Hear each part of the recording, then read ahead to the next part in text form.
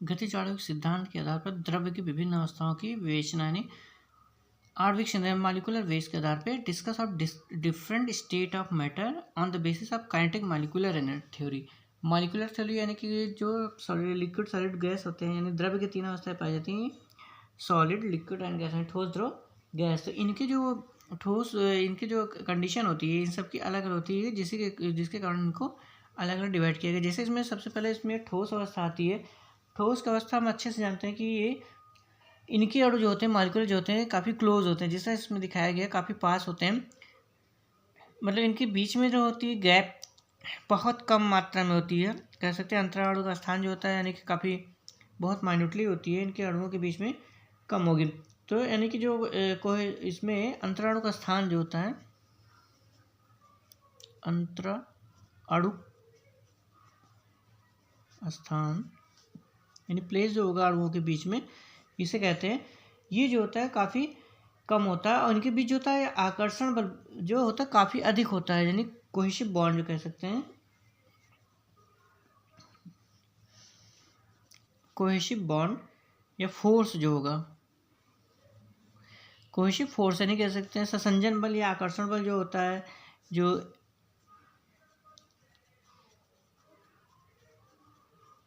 Attraction होगा इनमें, ये काफ़ी क्लोज होता है, यानी कि अंतराणु का स्थान कम होगा इनका।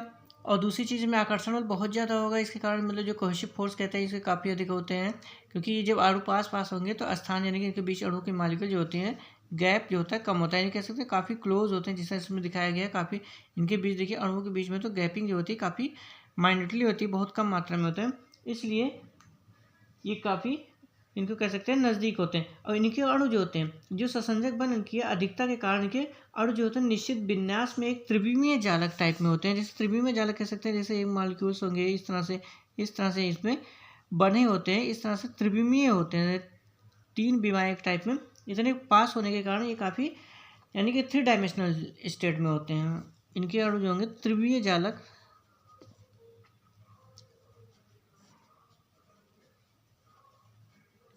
मतलब 3 डायमेंशनल।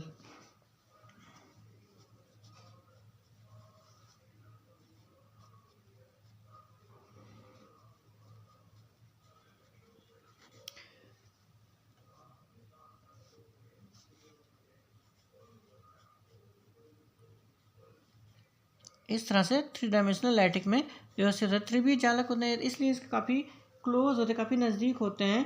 तो ये जो होते हैं इसी तरह क्रिस्टल जालक जो विन्यास होता है, इसी क्रिस्टल जालक की तरह से इसमें बंधे होते हैं। अणुओं के जो क्रिस्टल विन्यास होंगे अलग अलग ठोसों के लिए अलग अलग होते हैं, यानी जो विभिन्न प्रकार के ठोस होंगे, जो जालक हैं ये जो इन्हें विन्यासित किए गए त्रिविमीय फॉर्म दिया गया है, तो इनकी मॉलिक्यूल जो होंगे त्रिविमीय फॉर्म मतलब कह सकते हैं जैसे इस फॉर्म में होते हैं मॉलिक्यूल जो होंगे, इस तरह से अपना अलग अलग नेचर में, फिर ये तीन अलग से उसमें बनेंगे, तो इस तरह से त्रिविमीय जो होंगे, तो ये इनका अलग अलग ठोस जो होते हैं विभिन्न प्रकार के ठोस होंगे, उसमें सब में अलग अलग व्यवस्था की गई, ये नहीं कि एक ही जैसे सारे में बंधे होंगे। तो इनके जो अलग अलग व्यवस्था आने के जो क्रिस्टल विन्यास बनेगा ये सभी ठोसों में एक जैसा न होकर अलग अलग रहेगा। जिन ठोसों के क्रिस्टल की निश्चित ज्यामितीय आकृति होती है उन्हें क्रिस्टलीय ठोस कहा जाता है, यानी ये जो इनकी क्रिस्टल की जो क्रिस्टल होंगे, इनके जो क्रिस्टल बन रहे हैं, जो इनके क्रिस्टल फॉर्म होंगे, इसी क्रिस्टल के कारण इसमें जो विन्यास बनेगा इनमें अलग अलग क्रिस्टलीय ठोस कहलाते हैं, यानी क्रिस्टलीय ठोस कहलाते हैं, यदि क्रिस्टल के फॉर्म में जो बनते हैं इसी कारण इसके काफ़ी कंजेस्टेड होते हैं, इसलिए क्रिस्टलीय ठोस कहलाते हैं ये। जैसे हम नमक और फिटकरी में इसमें देखते हैं, हमारा नमक फिटकरी ये जो होंगे वो यानी काफ़ी ठोस होते हैं, और इनकी जो व्यवस्था होगी यानी कि ये इस जो होंगे ये क्रिस्टलीय टाइप में होंगे, क्रिस्टल एंड त्रिविमीय टाइप में, इसी तरह से क्रिस्टल जो बनते हैं इसी कारण इनमें ठोस की अवस्था दिखाई देती है। और जिन ठोसों में क्रिस्टल स्पष्ट नहीं दिखाई देते उनकी कोई आकृति निश्चित नहीं होती, उन्हें अक्रिस्टलीय ठोस कहा जाता है।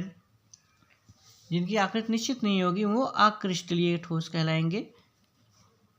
आकृति मतलब उनके चेंज किए जा सकते हैं, बदले जा सकते हैं, तो ये अक्रिस्टलीय होते हैं, यानी एमॉर्फस।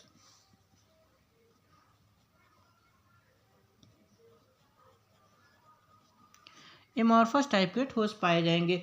इनकी जो स्ट्रक्चर होगा यानी कि कह सकते हैं बदलते रहते हैं, इनका जो होगा स्ट्रक्चर चेंज किया जा सकता है। तो इस तरह से इसमें ठोस अणु जो होते हैं इनमें काफ़ी क्रिस्टलीय के कारण मतलब क्रिस्टलीय स्ट्रक्चर में होंगे तो क्रिस्टलीय कहलाएगा, उस तरह से अलग होगा।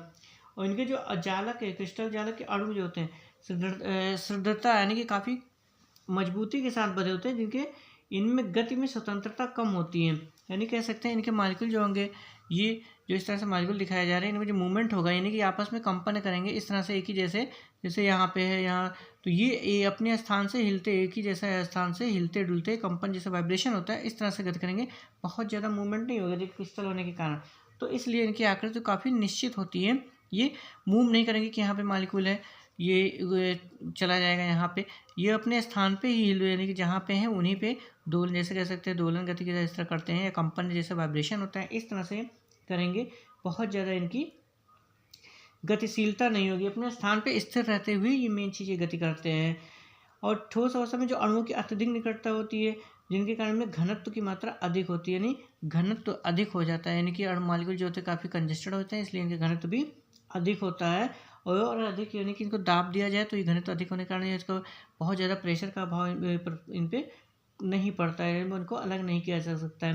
लेकिन जब इनमें ताप होगा, ताप बढ़ाएंगे तो इनमें गतिशीलता मतलब थोड़ी ज़्यादा होगी। तो ये इस तरह से ठोस जो होते हैं त्रिविमीय अवस्था के कारण, या इनमें त्रिमिक जालक होता है, क्रिस्टल जालक होता है, क्रिस्टलीय ठोस होते हैं, इसी कारण इसमें होते हैं। और जिनका ठोस स्ट्रक्चर नहीं होगा वो एमॉर्फस यानी अक्रिस्टलीय ठोस कहलाएंगे, जिनमें स्ट्रक्चर इनका आकृति हम बदल सकते हैं, बदलते रहते हैं। फिर नेक्स्ट हमारा द्रव अवस्था। द्रव अवस्था जो होते हैं इनमें अंतराणु का स्थान जो होता है दिख ही रहा है, इसमें मॉलिक्यूल जो होते हैं काफ़ी दूर होते हैं, यानी ठोसों के पीछे काफ़ी दूर होते हैं, यानी इनके अणु जो होते हैं काफ़ी दूर दूर होंगे, अणु जो होंगे दूर दूर रहते हैं, यानी कि इनमें अट्रैक्शन जो होगा, अंतराणु का स्थान जो होगा अधिक होगा।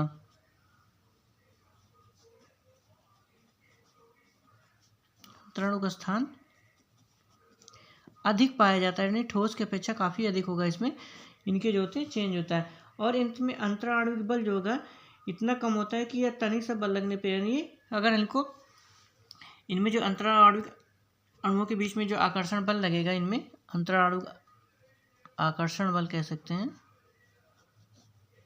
आकर्षण बल जो होता है कम होता है, यानी कि ठोसों की अपेक्षा इसमें कम पाया जाता है। यानी कि उनके अगर हल्का सा भी अगर हम प्रेशर दें, इनको दबा देते, इनकी आकृति बदल जाती है। अक्सर हमने देखा है कि उसमें चेंज हो जाती है, इनकी आकृतियाँ जो होगी चेंज होगी, इसमें बदल जाता है। द्रव के अणु जो होते हैं रेंडमली होते हैं, यानी अनियमित रूप से गति करते हैं। कोई निश्चित नहीं होता है कि ये जो मॉलिक्यूल होगा हमारा इधर ही जाएगा या इस डायरेक्शन में जाएगा, कोई मतलब नहीं है। जिगजैग टाइप में जैसे इधर गए तो ये यहाँ जाने के बाद इधर भी जा सकते हैं, इधर भी जा सकते हैं, इस तरह से किसी भी रूप में डायरेक्शन में चले जाएंगे। तो ये रेंडमली जो होते हैं रेंडमली होते हैं, यानी अनियमित रूप से इनकी जो गति होगी अणुओं के में अनियमित होती है, कोई निश्चित तरीके से नहीं होगी कि हाँ वन वे होगा, वन डायरेक्शन में होगा, या किसी भी डायरेक्शन में किसी भी रूट पे जा सकते हैं, यानी अनियमित होती है। और अणु जो होते हैं एक दूसरे के ऊपर फिसलते रहते हैं, जैसे ये मान लीजिए मॉलिक्यूल से हमारा है तो इसके ऊपर दूसरे अणु जो होंगे ये क्या करते हैं, इस पर फिसलते रहते हैं इसी के ऊपर, यानी कि आके इसमें अट्रैक्शन होता है, इसी के एक दूसरे अणुओं के ऊपर फिसलते रहते हैं। इसीलिए जो इसमें जो फिसलने के कारण जो उसको तरलता गुण होती है, इसकी निश्चित आकृति नहीं पाई जाती है, आकृति जो होगी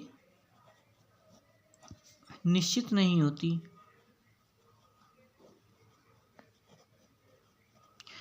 यही कारण है कि जिसमें जो मॉलिक्यूल्स होते हैं आपस में एक दूसरे के ऊपर रहते हैं, फिसलते रहते हैं, तो इनके निश्चित आकार होती है, और जिस बर्तन में रखेंगे इनको उसी बर्तन की आकृति को एक्सेप्ट कर लेते हैं। अणुओं की जो अनियमित गति द्रव की सीमा के भीतर ही रहती है, लेकिन जो द्रव मान लीजिए हमारा द्रव लिक्विड फॉर्म है, यानी कि एक आउटर लेयर बना जैसे द्रव होता है, उनकी मान लीजिए एक आउटर लेयर है, तो उनके जो मॉलिक्यूल जो होंगे उसी के अंदर ही मूव करेंगे, उसके लेवल को बाहर क्रॉस करके नहीं जाएंगे।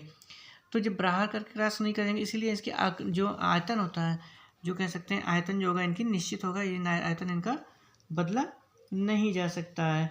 तो ये उसी सीमा के रहते हैं, तो जो सीमा के अंदर ही रहते हैं, तो इसमें आकृति नहीं बदलती, मतलब आयतन नहीं बदलता, और इनके मॉलिक्यूल जो होते हैं अणुओं के बीच में अट्रैक्शन बल लगा रहता है, ठोस की अपेक्षा कम होता है, लेकिन इसमें भी अट्रैक्शन लगा होता है, इसलिए दूसरे अपनी एरिया को छोड़ के बाहर नहीं निकल पाते हैं, यानी कह सकते हैं कि जो लेवल है उसको क्रॉस करके आगे नहीं जा पाते हैं। तो ये उसी में इनकी आयतन जो होता है, इसी कारण द्रव का जो होता है निश्चित होता है, चेंज नहीं हो पाता है। यानी जिस बर्तन में रखेंगे उसी में आकृति रखेंगे, लेकिन आयतन में रहेगा। अगर पानी रखेंगे तो पानी ही होगा, और ऑयल रखेंगे तो ऑयल ही होगा, या जिस तरह का मटेरियल रखा जाएगा वो उसी वही रहेगा, दूसरे रूप में नहीं बदलेगा।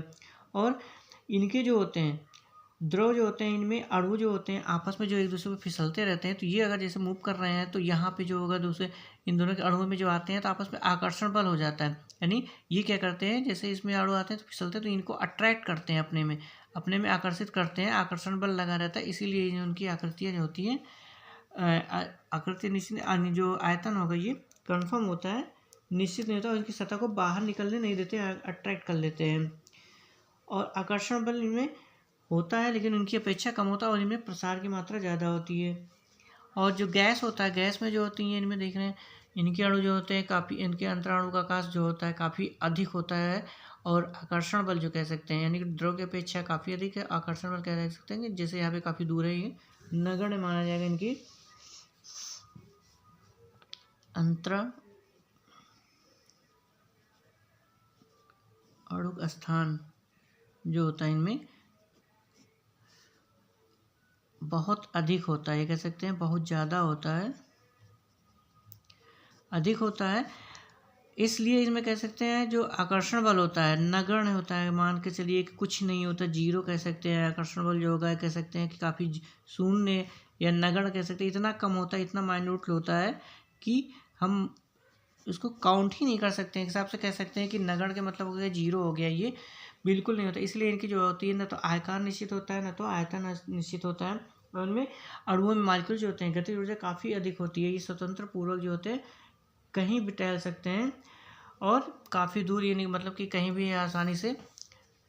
इनके अंतराणु बल जो होते हैं काफ़ी एक हिसाब से जीरो है, नथिंग है, और इनके आकर जो स्थान होता है अंतराणु का स्थान जो होता है काफ़ी दूर दूर होता है। ये इसलिए पूरी दीवार में मतलब कह सकते हैं जिस बर्तन में रखे जाएंगे उनकी दीवारों पे जाके ये प्रेशर टकराते रहते हैं, फिर टकरा के फिर दूसरी तरफ मूव कर जाएंगे, फिर इसमें जाएंगे, फिर यहाँ टकराएंगे। तो यानी कि कोई बाउंडेशन नहीं होता मॉलिक्यूल्स के बीच में, एक दूसरे से एकदम अलग होते हैं। अगर खोल दिया जाए तो अगर पात्र को तो यह आसानी से अपनी एरिया कोई छोड़ के निकल जाएंगे, इनके मॉलिक्यूल जो होंगे काफ़ी ऊपर चले जाएंगे, दूसरे कोई एक दूसरे में अट्रैक्शन नहीं होता है। तो इसीलिए इसमें न तो आकार और न तो आयतन दोनों ही निश्चित नहीं होता है। जो गैस में होता है आयतन और आकार जो है दोनों अनिश्चित होता है।